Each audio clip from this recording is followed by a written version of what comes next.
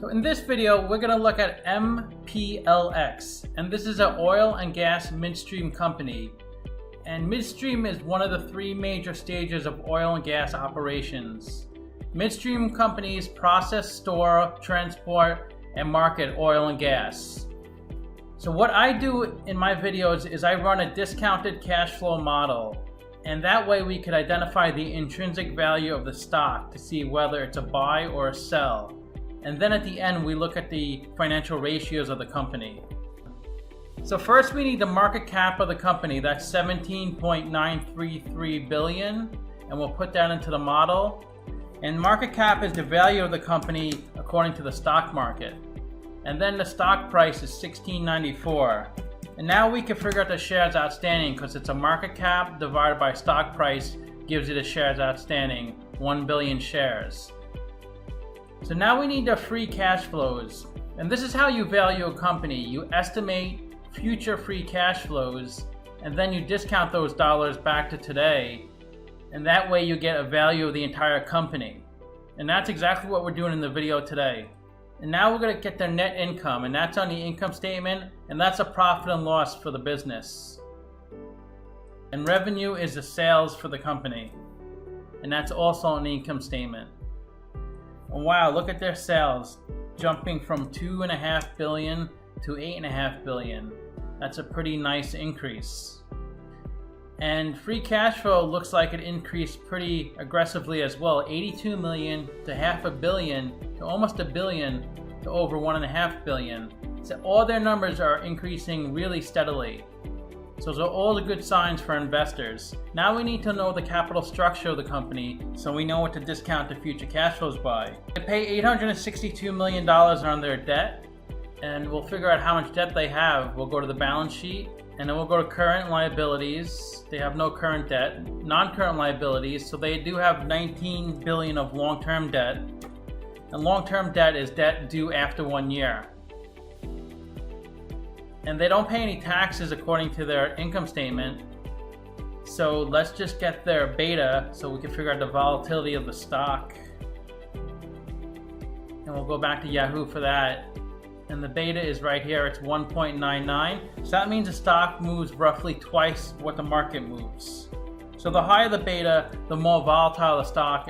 Let's get some more information from the balance sheet to figure out the ratios.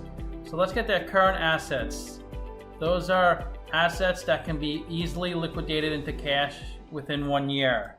And they usually consist of cash, accounts receivables, and inventory. And let's find out their current liabilities. And these are liabilities that are due within 1 year. And these are usually payables and debt. Let's get their equity. They have no equity according to the balance sheet. So their assets are equal to their liability. When a company has low equity, that means they fund a lot of their business with debt. And that could make it really difficult to grow a business if you have a lot of debt and you're highly leveraged. Let's get their operating income. And this is how much money the company makes on its operational business, 3.3 billion. Now we can figure out their weighted average cost of capital, because it's a blend of cost of debt and cost of equity. And as you can see, they have no equity, so it's all debt. So their WACC is 4.37%, and that's what we're going to discount the future cash flows by. So we estimated 4 years of future cash flows right up here. And then we did a terminal value, which is all years past year 4. That's 20.8 billion. These are the discounted numbers, and then the sum of those numbers is $27 billion, and that's the value of the entire company. And when we divide that number by the shares outstanding, the 1 billion, it comes out to an intrinsic stock price of $25. And it's trading at $17. So it's trading at a 33% discount. So it's a buy according to the model. So let's see what Simply Wall Street values the company at. They value them at $25.35. And I'm at $25.30. Wow, that's so close. It's almost identical. I don't think I've ever been that close to Simply Wall Street before. Let's see how the stock has been trading the past few years. It looks like it was trading above 30 for many years straight, and then it dropped to around the 20s, and now it sits at 17. So let's look at their financial ratios. So they have a PE ratio of 17. That's pretty good. That's price of stock over earnings per share. The average in the market is 28, and the median in the market is 16. They have a price of sales of 2.1. That's really good.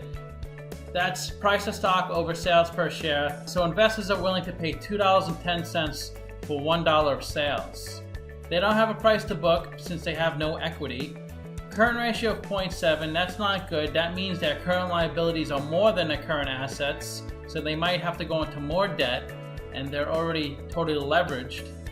They don't have an ROE since their equity is 0. They have an interest coverage ratio of almost 4, so they can cover their interest pretty easily, and they're 100% debt. I don't have any other companies to compare them to in this video because I haven't done any on this channel yet, but maybe in the future I'll do more in this industry. Let me know what you think in the comments. Thanks for watching the video.